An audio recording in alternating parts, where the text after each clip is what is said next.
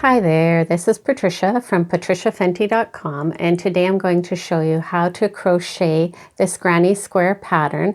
I don't know the actual name of the pattern, but normally you see this done using rows of double crochet into the posts of the previous row of double crochet with a chain one in between. This version is with rows of half double crochet because I don't want the square to be so holy. I want it to be more compact. So I'm doing it with a half double crochet, and then it's trimmed off with a really nice row of single crochet. Now this is the third square that I'm doing in a series of squares that match that eventually will be an Afghan project. So I've done these tutorials already. I'll put a link to those below, but today we are doing this one, so let's get started.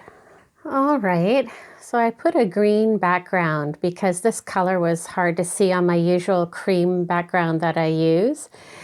So we're starting with the Lion brand A Touch of Alpaca. This is a number 4 medium weight yarn. It's 10% alpaca and 90% acrylic. It's a really nice yarn, and the color is Blush 104. And then I'm using a 4mm crochet hook, which is a G6. You'll need a darning needle and some scissors. Now we're going to start with a slip knot. And if you're new to crochet, I do have a beginner crochet series that teaches you everything you need to know. I'll put a link to that below. So put your loop on your hook and you'll start with a chain 4.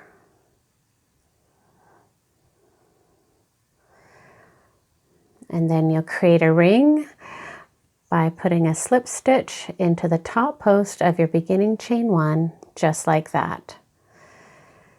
And then you'll chain 2, and this counts as your first half double crochet, and then a chain 1 for a chain 1 space. Now we're going to work a half double crochet into the ring, put your hook into the middle of the ring, bring your yarn in from behind. You'll have 3 loops on your hook, yarn over and pull through all 3 loops. Now you'll chain 2, and this counts as a corner. And then you'll do another half double crochet into the ring. So then you have 3 loops on your hook, yarn over and pull your yarn through all 3 loops. Then chain 1, and then another half double crochet into the ring.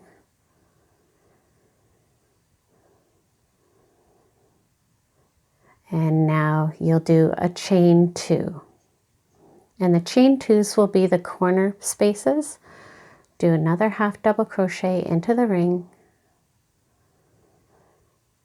And a chain 1. Another half double crochet into the ring. And a chain 2. And another half double crochet into the ring,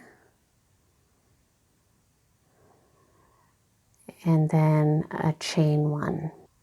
And then you want to kind of squish it over like that and do another half double crochet into the ring,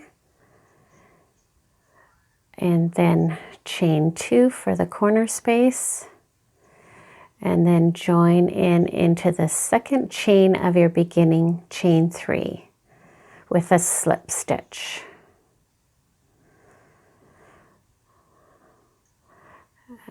And then you'll do a chain 2 for the next row, and that counts as a half double crochet, and then a chain 1, and do a half double crochet into the top of the next half double crochet,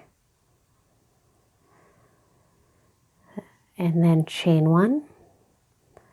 Then you're going to work a corner, do a half double crochet into the chain 2 space, chain 2, another half double crochet into the chain 2 space, chain 1, and then a half double crochet into the top of the next half double crochet post, chain one, another half double crochet into the top of the next half double crochet post, chain one, and work a corner. Half double crochet into the chain two space, chain two, another half double crochet into that chain two space, chain one, and half double crochet into the top post of the half double crochet, chain one, another half double crochet into that top post, chain one, and you'll work another corner, half double crochet into your chain two space, chain two, half double crochet into your chain two space. Whoops, got a ply stuck there. Chain one, half double crochet into the first post coming out of that corner, chain one, half double crochet into the top of the next post, chain one, and you're at your last corner here. So a half double crochet into the chain two space with a chain two, another half double crochet into that chain two space, chain one, and then join with a slip stitch into the second stitch of your beginning chain three, and join with a slip stitch. It's kind of stuck here a little bit. So there we go. That's the end of row two. Now for round three, you'll start with a chain two, which counts as your first half double crochet, and a chain one, and then you'll work a half double crochet into the top of the half double crochet from the previous row. Chain one, and a half double crochet into the next half double crochet from the previous row, and a chain one, and we're at the corner now, so you want to make sure to catch up that half double crochet before the corner, and then you're just going to work your corner again. So half double crochet into the chain two space, chain two, and another half double crochet into that chain two space, chain one. And you want to make sure to catch this half double crochet as you come out of the corner, and you want to carry on doing a half double crochet, chain one into all your half double crochet posts, and then when you get to the corner, your chain two space, you'll work your corner. So go ahead and do that, and I'll see you at the other end. All right, so I'm just coming out of my last corner and making sure to catch this last post here coming out of the corner. So doing my half double crochet into that half double crochet post, and a chain one, and then joining the round into the beginning chain three into the second chain of that beginning chain three, and doing a slip stitch. Just like that. There we go. And that completes row three. And so you should have 4 posts of half double crochet between each corner for this row. Now going on to row 4, and you'll chain 2, and that's your half double crochet and a chain 1, and this is going to be exactly the same for all the next rows. So you'll do your half double crochet into the top of each half double crochet post with a chain 1 in between. And you work your way to your corners, and always making sure to get that last post before the corner with your half double crochet, chain 1, and then work your corner. Half double crochet into the chain 2 space, chain 2, another half double crochet into your chain 2 space, and a chain 1. And again, making sure to pick up that first post coming out of your corner and you'll do your half double crochets into the top of each post along your flat side with a chain one in between and working your corners in the same way. So go ahead and do that and repeat that for rows 4 and 5. Welcome back. Here I am at the end of row 5, and we're going to be fastening off in a minute, but I had an interesting experience with this yarn. This is a really good teaching opportunity. By the time I got to round 5, my square was kind of warped and twisted, and I realized that it was the yarn that was causing the tension to be too tight. This alpaca yarn is lovely, but the wool component of it actually creates a bit of friction and a bit of resistance when you're crocheting. And so it was causing the square to become warped. And this is common if you don't have proper tension and you're doing a project with a lot of rounds. The further you get into the rounds, the piece will become more warped. Now there's a very simple way to resolve this, and that is by turning your work. So I unraveled my work until I got to row 2, and then for row 3 I joined my row, and then I just flipped my work and carried on with my chain 3 and my half double crochet and just repeated the row exactly in the same way. And then I just turned it on each round. So then for row 4, I joined again and turned. And for row 5, I did the same thing. And what that did is it totally balanced out the tension of the square. So if you ever run into that problem, that's a really good trick. And I have these granny squares here that I did using some of the alpaca yarn, but I didn't run into that problem because this also has acrylic yarn in it and individual rows. And so the acrylic yarn helped to balance out the tension, and I didn't have the continuous rounds that was just pulling and pulling. Now I just realized I shouldn't have had a chain 1, so I just had to unravel that and take the chain 1 out. So coming to the end of your row, your last half double crochet, don't do a chain 1, just pull your yarn out of that last stitch and put your needle or your yarn on the needle, and we're going to do an invisible stitch to finish this round. So this is the chain 1 just before the half double crochet, so you're going to go into that chain just before that, going under both posts.